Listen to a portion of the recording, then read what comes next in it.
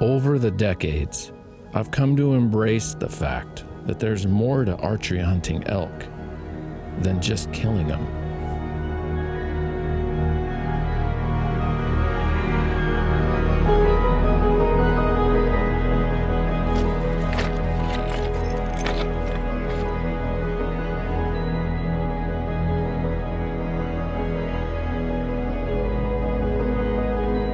I'm Brian Husky, and I invite you to come along as I go exploring, wide-eyed and wired to wander.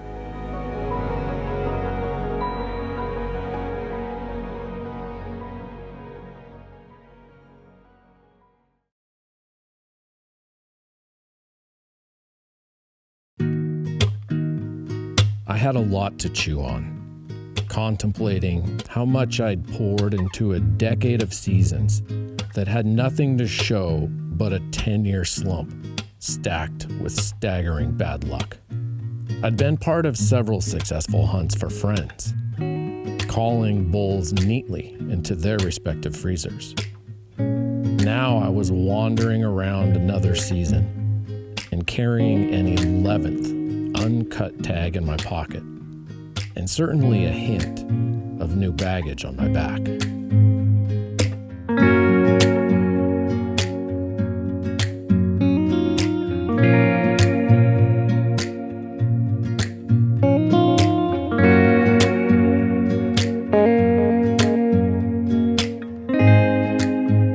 Not baggage related to Harris's success the previous trip, but for the days I'd been in the field since then and still not reaped any sense of good fortune for my own hunting results. The shared feeling of accomplishment from the opening hunt was fortifying, to say the least.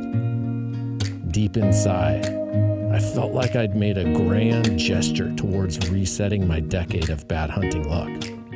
This was a fascinating scenario.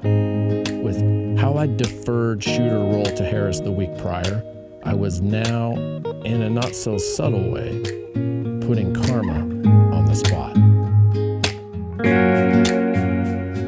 I wouldn't dare expose or admit this to be a quantifiable expectation, but I certainly had a bounce in my step, a twinkle in my eye, that bathed my normally bashful optimism in some fresh and splashing new sunshine. I was building on what I'd discovered hunting this area back in 2014 and making quick work of finding elk again. And here on the second outing of 2015, I had all the good vibes of my pal Ian back with me as well. We toured new lands and ventured away in expanding loops, like a couple bright-eyed castaways, discovering the scale of a massive desert island.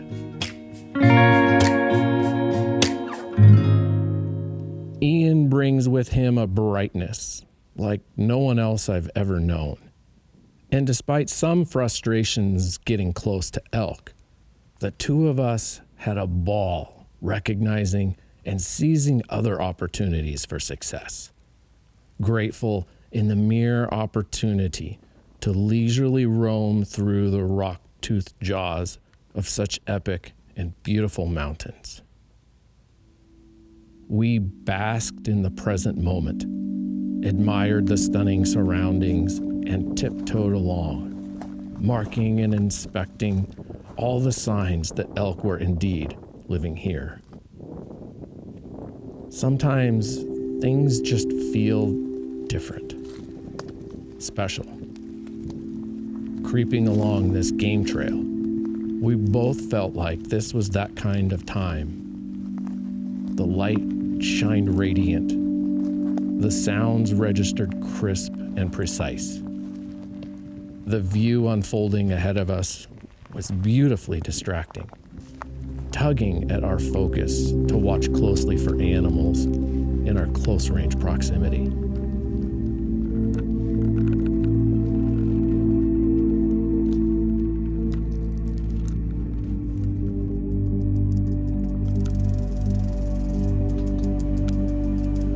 flappers rattled around us in their fevered struggle to soak up the fleeting heat of September. Fragile as it looked, I marveled at the durability of this lone alpine dandelion, surviving where snow one day suddenly yields to triple-digit temperatures. It was hot on this shattered shale slope, and staying in the exposed sun became uncomfortable within moments. However, a few steps into the deep emerald shade felt perfect.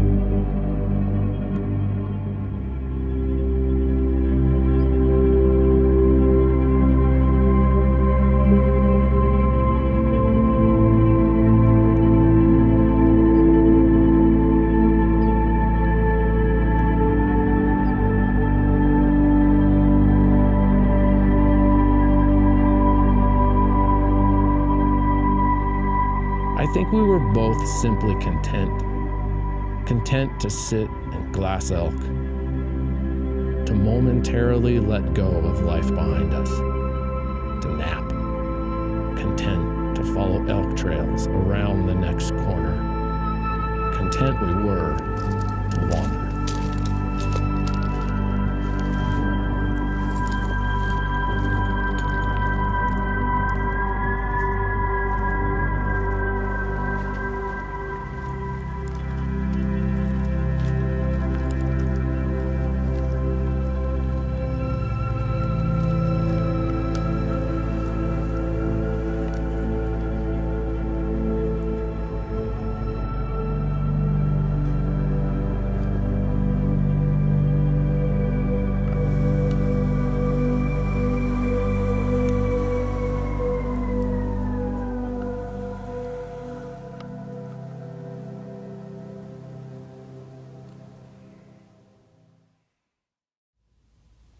As mentioned in the final sections of the previous episode, the bull that Harris and I originally glassed on the skyline was actually not the bull that Harris harvested.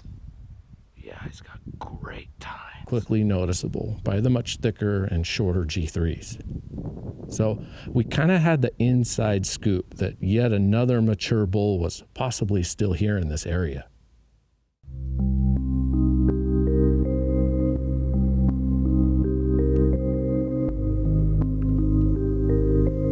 It didn't take long for us to start finding elk all around us. Nice, mature bulls like this. But it was still the same old story here with these Nirvana bulls. They ignored calls. The entire gamut of calling tactics. We'd watch from a distance as they ignored everything from location bugles to fighting cows. We'd creep within a few hundred yards and set up with soft cow calls, move into rubbing and bull talk, transition to full-scale bugles, deploy the decoy, and team call back and forth from multiple locations, and nothing would respond or budge. I'd start casting estrus cow calls, aggressive bugles escalating to a full party scene with screaming lit ball bugles, chuckles, and glunking. We tried every combination imaginable, and as I'd already found from the year before, calling these bulls just didn't hunt. This was the middle of September at this point, and paired with the fact that no cows were anywhere to be found, I have to just conclude that it was still super pre-rut for this population. Because the other major variable you'd expect to put them off from calling is hunting pressure. And per usual, there was zero sign of other hunters for miles. We never let it phase our good times, however, and in the back of my mind, I knew that we were accruing interest in that bank of karma.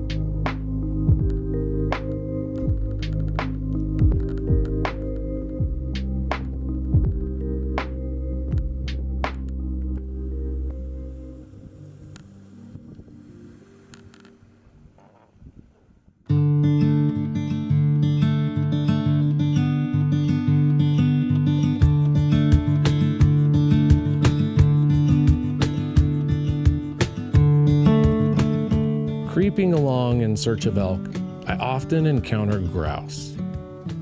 They are a cagey bunch, the big blue grouse variety, that is, with very keen sense of their surroundings and a preponderance for holding tight before explosive, heart-stopping flushes. So when I catch one off guard, I take it as a compliment. I take it as a victory. A tiny segment of the expansive world around me that I have crept through without the neighbors noticing. It's their world we are passing through, don't forget. The heat, the drought, the ice, the snow. These things are real in a world with or without us. And wild critters hold a bizarre evolution over our heads. Bizarre, perhaps, in the fact that we as a species have evolved ourselves past a point of being able to survive in our natural environment without the aids of our modern inventions. Critters have yet to smart their way into climate-controlled housing, transportation, and apparel. So when uncertainty strikes them into an unexpected sleepover on any mountainside out here, they don't risk spiraling into a hypothermic abyss. I think about stuff like that a lot when I'm out here. Super small thoughts of tiny details that open into yawning black canyons of ideas and questions.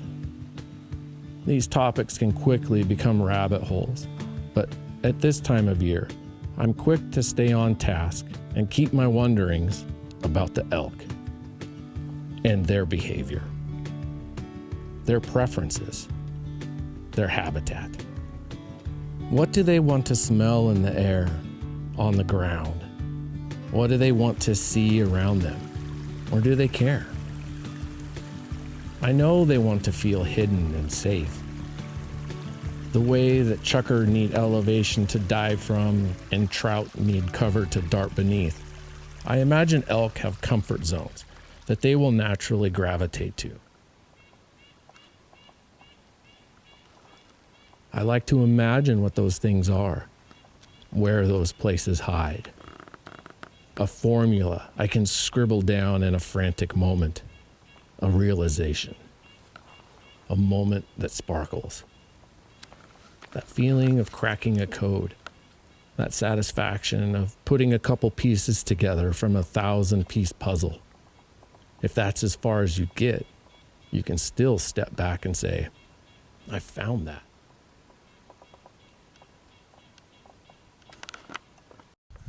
But I was talking about grouse as an indicator species. Like when I discover areas with robust populations of elk, I try to take note of other elements too, to help me have something of a checklist I can reference as I explore new areas.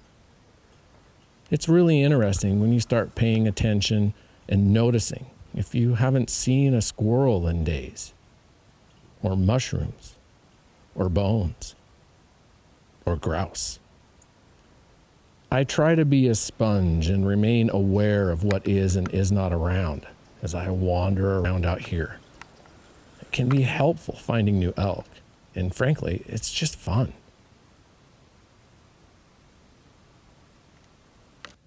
Because I'll tell you, if there's one thing I've noticed that's striking to me, it's how many places out here that to me seem perfect for elk, until I discover it's truly a wasteland for game, that no sign of elk can be found. It's almost like imaginary zip codes splatter across these lands, zoned where elk do and do not tread. Scouting, seeking, locating, pursuing, eventually hunting elk can be a perplexing endeavor, one that often takes me right back to where I started.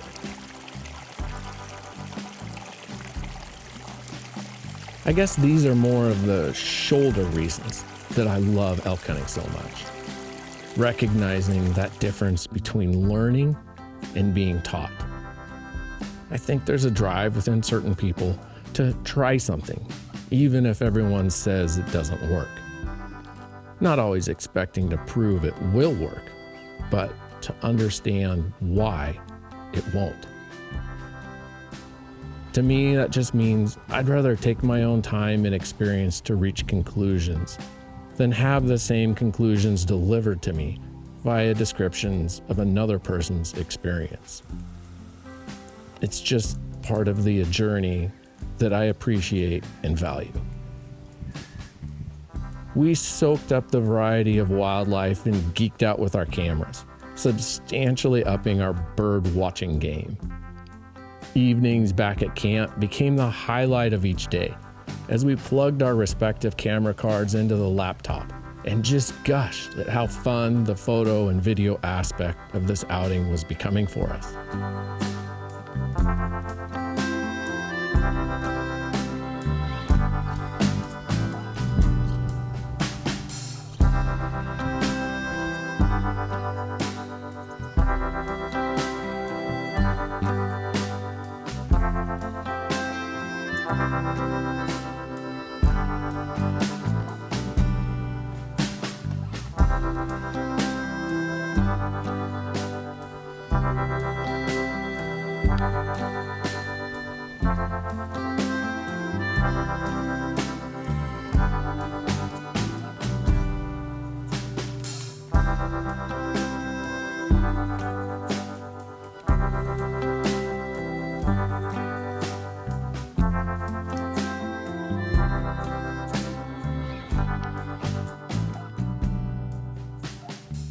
Ian and I came away from this trip stoked for our success. We didn't succeed in tagging elk, but we found substantial reward immersing ourselves in the place and the time. Looking through our cameras more than usual made the quiet moments engaging, challenging, and interesting. The photos and videos we took home with us extended our experience for us to live over and over together and obviously share with others since then and now. Many of the shots you've seen here are from Ian and his camera, and I thank him for that. And I thank you for watching and coming along.